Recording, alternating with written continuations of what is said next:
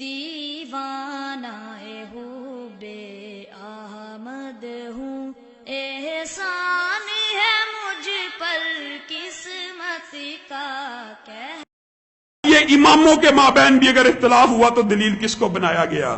سن لیجیے، امام احمد ابن حنبل جانتے ہیں نا، یہ بھی ان 4 اماموں میں ہیں، انہوں نے نہیں کہا ہوا لیکن ان کو زبردستی وہ بنایا گیا کہ ان کی تکلیف جائز ہے، ان کا قول فعل عمل حجت ہے، معاذ اللہ۔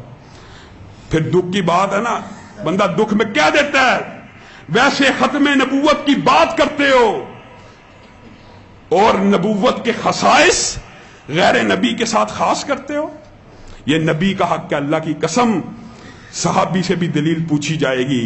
صرف واحد کائنات میں ایک ہستی ہے، رسول اللہ صلی اللہ علیہ وسلم کوئی بات کے کیا ان سے پوچھا جائے گا اس کی کیا دلیل ہے؟ بتائیے، ان کی تو بات دلیل ہے۔ کوئی عمل کر دے کیا ان سے پوچھا جائے گا؟ رسول اللہ سے کوئی بندہ پوچھ سکتا ہے؟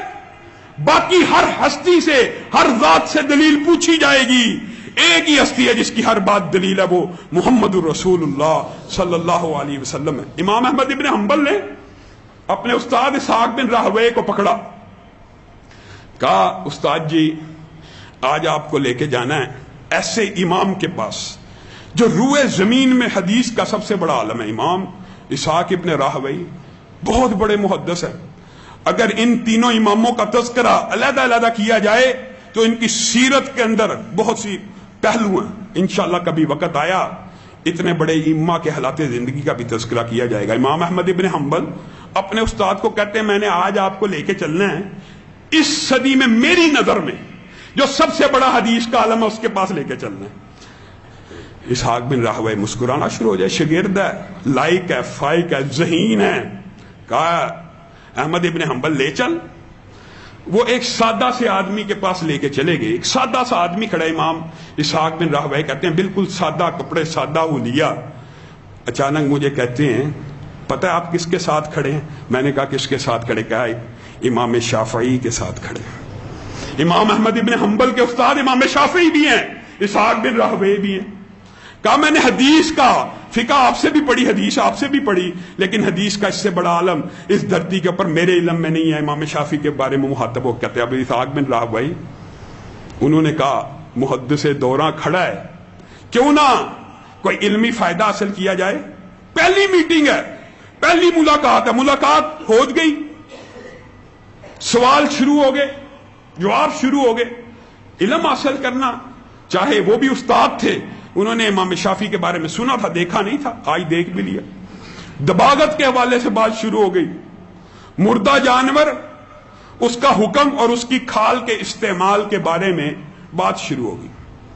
آپ نے امام شافعی سے پوچھا کہ آپ کا اس بارے میں کیا خیال ہے کہ کوئی مردار ہو جائے، جانور ذبح نہ کیا ہو، ذبح نہ کیا ہو، مر جائے، دم گھٹنے سے مر گیا، زخم سے مر گیا، ذبح سے پہلے پہلے مر گیا، آپ کی اس بارے میں کیا رائے ہے؟ امام شافعی نے کہا میری رائے یہ ہے کہ اس کی کھال کو دباغت سے پاک کر لیا جائے۔ دباغت کہتے ہیں چمڑے کو رنگنا اور اس کے اوپر سے آلودگی، گوشت، چربی وغیرہ کو پاک کر دینا، جو ہر علاقے میں اپنا طریقہ ہوتا ہے۔ پاکستان کے اندر بھی جو کھالیں ہوتی ہیں ان کو نمک وغیرہ لگا کے صاف کیا جاتا ہے، یہ ایک دباغت اس کو کہتے ہیں۔ آپ کی اس بارے میں کیا رائے؟ کہا مردار کا جو چمڑا ہے اس کو استعمال کرنا میری نظر میں جائز ہے۔ اب پہلی ملاقات ہے، اتنا بڑا امام ہے، دوسرا امام بھی چھوٹا نہیں، لیکن کیا وہ احترام میں چپ ہو گیا؟ کیا وہ خاموش ہو گیا؟ کیا اس نے کہا ٹھیک ہے یار بہت بڑا امام ہے، فی الوقت اس کی سن لی جائے، بعد میں اپنا مسئلہ بیان کر لیا جائے؟ امام اسحاق بن راہوے کا موقف اس سے برعکس تھا، وہ مردار کی کھال کا استعمال بھی جائز نہیں سے سمجھتے۔ فوراً کیا کہا امام شافعی؟ یہ کہا کہ امام شافعی آپ کا قول حجت ہے، میں اپنی بات سے رجوع کرتا ہوں۔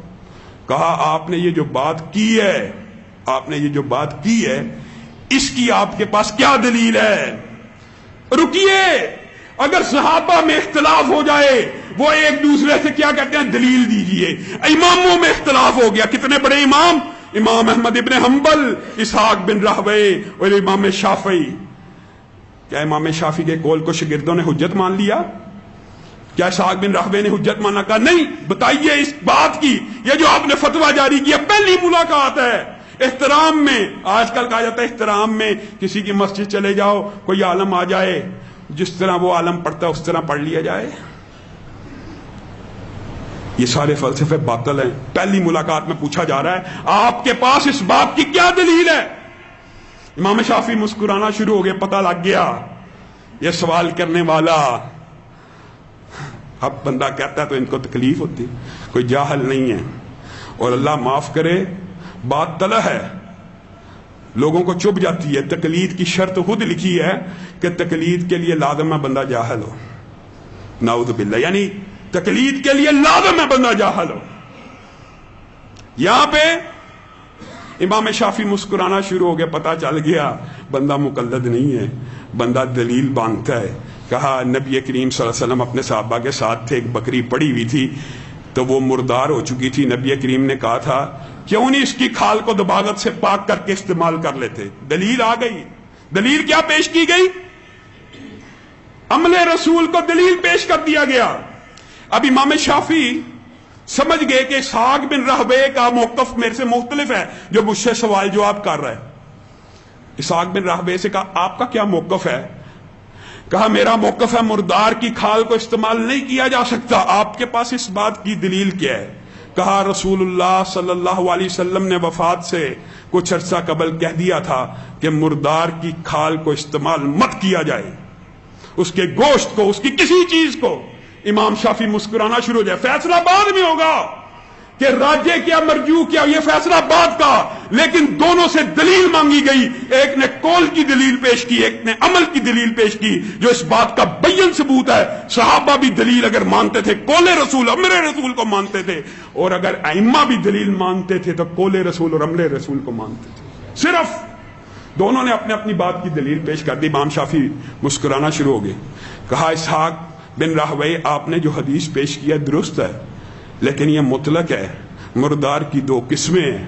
مردار شیر، چیتا، گدھا، حرام جانور بھی ہو سکتا مردار، حلال جانور بھی ہو سکتا مردار.